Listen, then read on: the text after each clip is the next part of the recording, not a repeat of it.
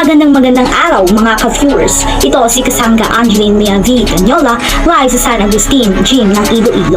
Narito tayo para sa isang maagang pasilip sa isang aabang laban ng volleyball sa pagitan ng Cherry Tigo at Petrogas na itinuturing na isa sa mga pinakamahihirap na laban ngayon sa mundo ng sports. Sa kanilang kasiyahan ngayong gabi, ang dalawang kupunan ay pinag-uusapan para sa kanilang di mabilang na pagpapakita ng husay at kakayahan sa mga tulay ng paluan. Sa pambihirang pagtutunggalian ng Cherry Tigo at Petrogas, ngayon agad na nagmumula ang kislap at lihim na pag-aatake ng bawat kupunan. Sa unang set ng laban ay maaaring madama ang init at intensidad ng laro. Ang Cherry Tigo ay kasalukuyang naglalaban para sa bawat puntos na pumapasok sa kanilang mga kamay. Si Jaha Santiago ay nagsasalita ng kanyang mga palo habang naghahatid ng malupit na blockings sa kanyang kupunan. Pagdating naman sa pangalawang set, hindi rin nagpahuli ang kupunan ng Petrogas. Sa ilalim ng mabilis na hampas na depensang pinakawalan ay nagmistulang naglalakbay ang mga manlalaro ng Petrogas na kumikilos na parang isang maestro sa ilalim ng pamumuno ni Myla Pablo. Dahil dito, tagtagumpay sila na agawin ang pangalawang set mula sa mga kamay ng Cherry Tigo. Tag-iba ang takbo ng laban sa huling set. Ang Cherry Tigo ay nagpakita pa ng mas matinding resolusyon na kunin ang panalo.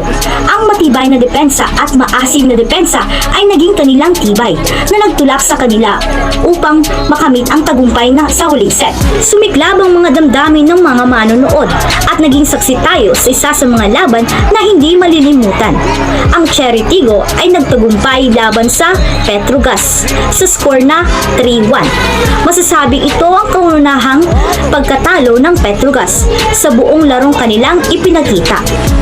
Para sa mga sumusunod na araw, abangan ang mas marami pang mga balita sa mundo ng sports at maging kasama ninyo kami sa inyong paboritong news source para sa mga panibagong update.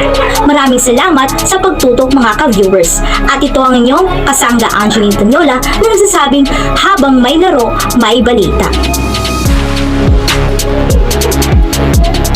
Magandang gabi kapamilya. Ngayon, tutungayan natin ang pangalawang set ng F2 Logistic versus Creamline. Sa unang set, Creamline nakakuha ng panalo. Ngayon, mukhang babawi ang F2 sa pangalawang set.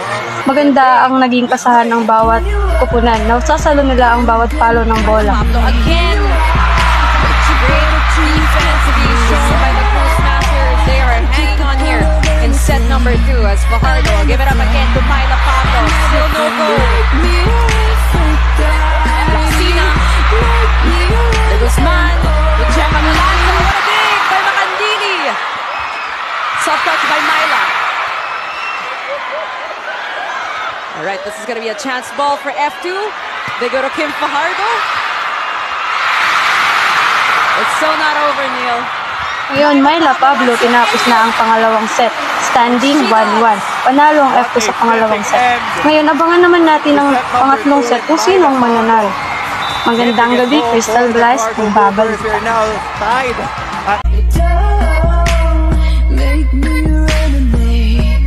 Magandang umaga sa lahat. Live na live pa rin tayo rito sa Gymnasium sa Laguna para sa final game ng Creamline Cool Smasher at Petrogas.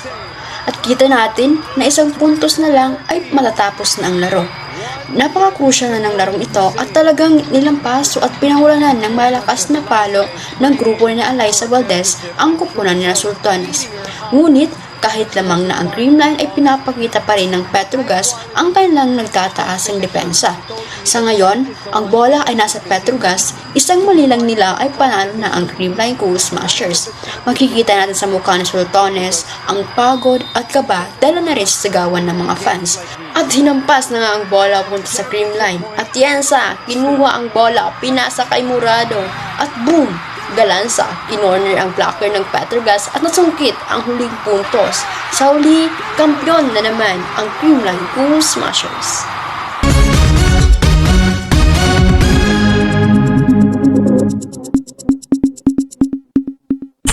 Maraming Maraming salamat. Para sa ating balitang palakasan, ang Gilas Pilipinas ay napakita ng kanilang lakas sa FIBA Asia Cup 2023 matapos talunin ng Indonesia sa score na 26 at 51 sa linggo. Ang Gilas Pilipinas ay pinangunahan ni Twin Ramos na nagtala ng 20 puntos, 50 rebounds at 3 assists.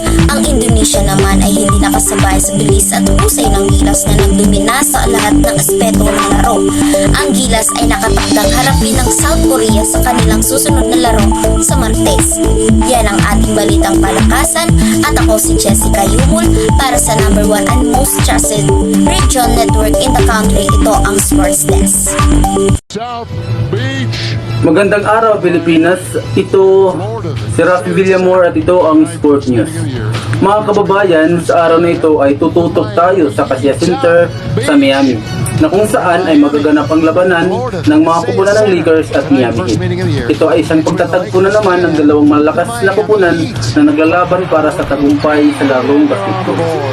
Mga kababayan, ang Kasia Center sa Miami ang magiging saksi sa bakbakan ng dalawang kilalang mga kupunan ng NBA. Kapwa kilala ang Lakers at Miami Heat para sa kanilang kahusayan at magagaling na players na palaging nagbibigay ng tuwa at galing sa larangan ng basketball. Mga kababayan, sa laro na ito, inaasahan natin ang magiging mainit na palitan ng tira at pwesto. Kasama sa mga player na ito, ang maglalaro ngayon ay sina LeBron James at Anthony Davis para sa Lakers. Habang pinapangunahan naman nila Jimmy Butler at Bam Adebayo ang Miami Heat. Mga kababayan, asahan natin ang matinding kausayan at liderato ng mga iba't ibang player. Kaya tsak, maasahan natin ang isang saksihan ng labanan. Mga kababayan, kung mapapanood nyo yung laban ngayon, nagiging dikdikan ang labanan sa pagitan ng dalawang panig. Nagkaroon ito ng palitan ng puntos sa natitirang oras ng fourth quarter. Mga kababayan, sa bandang huli, nagkaroon ng maraming turnover ang Lakers sa huling minuto ng laro na nagdulot sa kanila ng pagkatalo. At sa hindi inaasahang mga kababayan, hindi na ipasok ang pasa ni LeBron kay Reddish upang itira at ipasok ang 3-point sana na kanilang ikapapanalo sa pang-apat nilang laro. Mga kababayan, nagwagi ang Miami Heat sa laban kontra sa Lakers sa score na 108 at saka 107. Naging napakahigpit ang labanan ng dalawang kupunan na nagresulta sa isang napakahigpit na lamang para sa Miami Heat. Sa pagtingin sa mga puntos ng bawat player, namuno dito si Jimmy Butler ng Miami Heat na nagtala ng napaka-impresibong 28 puntos. Malaking tulong na rin dito si Nina Adebayo at Tyler Hero na nagsumiti ng 22 puntos bawat isa sa kanila. Samantala sa kabilang panig naman, sa Lakers ay nakapagtala dito si LeBron ng 38 points, kasama rin si Austin Reeves na nagtala ng 23 puntos at 10 rebound. At sinundan naman dito ni D'Angelo Russell na may 13 puntos. Nag-ambag na rin sina Tyler Prince at Anthony Davis na may 9 puntos bawat isa sa kanila. Ang laban na ito mga kababayan ay nagparamdam ng matinding tensyon at labanan ng dalawang malakas na kupunan sa bandang huli. Nagawa ng Miami Heat na naman na pitasin ang panalo mula sa kamay ng mga Lakers. Ang pangyayaring ito ay tsak na magbibigay ng dagdag na sigla sa kupunan lalo't nabaon sila sa pagkatalo sa nakaraang 3 laro. At patuloy silang magtitiwala at magsisikap para sa mga susunod nilang mga laban.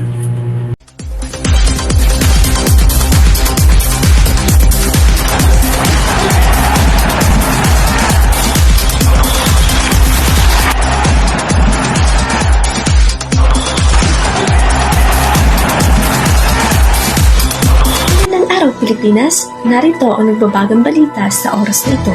Maghaharap ang magkatunggaling Ateneo de Manila University at La Salle State University sa gaganaping 24 na season ng UAAP Women's Volleyball Tournament.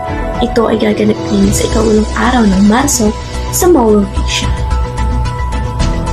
Ito ang unang pagtatagpo ng dalawang kupuna simula ng 7 ng Marso 2020. Sa 82 season ng UAAP, nasungit ng Lady Spikers ang 4 na setong laro at naging kaisa-isang laro nila sa tournament. Ang natitirang season ay hindi natuloy sapagkat nagsimula ang COVID-19. Nagbabalita, Ruth Pachaga.